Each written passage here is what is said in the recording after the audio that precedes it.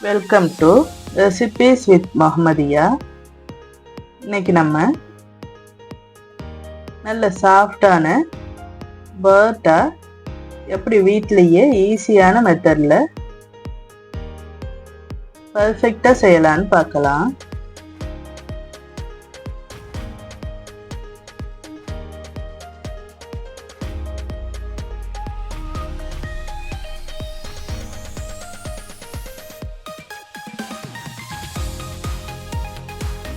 First ஒரு பவுலில் 1/4 kilo மைதாவை சேர்த்துக்கலாம். அதோட 1/4 டீஸ்பூன் உப்பும் 1/4 டீஸ்பூன் சர்க்கரையும் சேர்த்து நல்லா மிக்ஸ் பண்ணிக்கலாம். நல்லா எல்லா பக்கமும் மிக்ஸ் பண்ணி எடுத்துக்கலாம். அடுத்து ஒரு முட்டையும் சேர்த்து நல்லா மாவோட எல்லா பக்கமும் மிக்ஸ் பண்ணி விட்டுக்கலாம். அடுத்து தேவையான அளவு தண்ணி சேர்த்து நல்லா மாவை மிக்ஸ் பண்ணிக்கலாம். 1/4 கிலோ மைதாக்கு 100 ml தண்ணி போதும். நீங்கள் கொஞ்சம் கொஞ்சமாக சேர்த்து மிக்ஸ் பண்ணிக்கலாம்.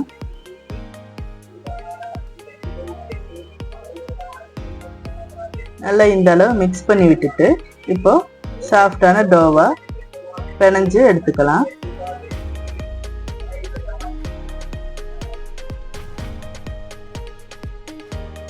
எப்போதுமே பரோட்டாவுக்கு நல்லா லூஸாக இருக்கணும், மாவு கொஞ்சம் சாஃப்டாகவும் நல்லா லூஸாகவும் இருக்கணும்.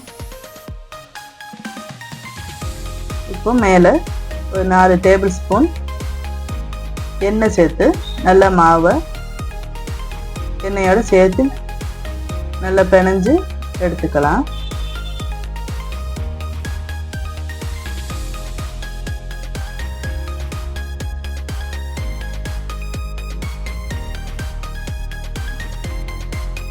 ஒரு 10 நிமிஷமாச்சும் கைவிடாமல் பரோட்டா மாவு பிணைஞ்சோம்னா தான் நல்லா பரோட்டா சாஃப்டாக வரும்.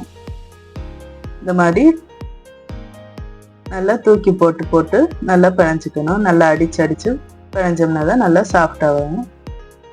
இப்போது மேலே கொஞ்சம் எண்ணெய் தடவிட்டு 1 மணி நேரம் ஊறட்டும். இந்த அளவு நல்லா மாவு இப்போ நல்லா ஊறிடுச்சு. இப்போ லைட்டாக தூக்கி திரும்ப அடித்து மாவை பிணைஞ்சு வச்சுக்கிட்டோம்னா நல்லா மாவு எல்லா சைடும் ஒரே மாதிரி இருக்கும். இப்போ நம்ம பரோட்டாவுக்கு பேடா பிடிச்சிக்குவோம். பேடானா நல்லா இந்த மாதிரி எடுத்து மாவுங்களை உள்ளே தள்ளி விட்டுட்டு இப்படி நம்ம அழுத்தி எடுத்தோம்னாலே நல்லா மாவு உருண்டையாக வந்துடும். இந்த மாதிரி எல்லா மாவையும் உருண்டை பிடிச்சி வச்சுக்கலாம். மேலே கொஞ்சம் ஆயில் தடவிட்டு ஒரு 10 நிமிஷம் அப்படியே ரெஸ்ட் விட்டுடலாம். அதுக்கப்புறமாட்டி நம்ம கவுண்டர் டாப்லேயே போட்டு மாவை தேய்ச்சிக்கலாம்.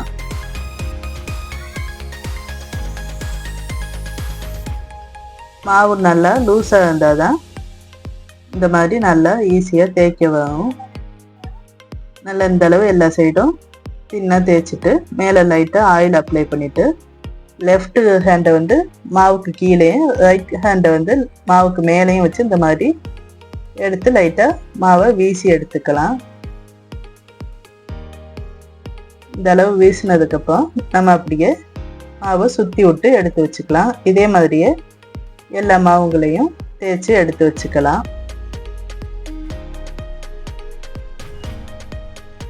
எடுத்து வச்சு ஒரு 10 நிமிஷம் ரெஸ்ட் விட்டுட்டு இப்போ நம்ம கையாலையும் இப்படி தட்டி எடுத்துக்கலாம். இல்லைன்னா சப்பாத்தி கட்டை இருந்தால் அதுலேயும் நீங்கள் மெதுவாக தேய்ச்சி எடுத்துக்குங்க. இப்போ தோசைக்கல் நல்லா காஞ்சதுக்கப்புறம் மீடியம் ஹீட்டில் மாற்றிட்டு ஒவ்வொரு பரோட்டாவாக போட்டு நம்ம சுட்டு எடுத்துடலாம். பரோட்டா மீடியம் ஹீட்டில் தான் வச்சு குக் பண்ணணும். ஹை ஃப்ளேமில் வச்சிங்கன்னா கரிஞ்சு போயிடும், ஒழுங்காக வேகாது. நல்லா கொஞ்சம் ஆயில் எல்லா சைடும் போட்டு நல்லா மேலே இந்த மாதிரி அழுத்தி விட்டு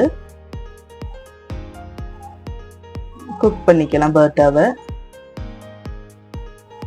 நல்லா இப்போ கோல்டன் கலரில் வருது. இந்த அளவு பரோட்டா வெந்துச்சுன்னா போதும், நல்லா குக் ஆகிடும். இதே மாதிரி எல்லா பரோட்டாங்களையும் சுட்டு எடுத்துடலாம்.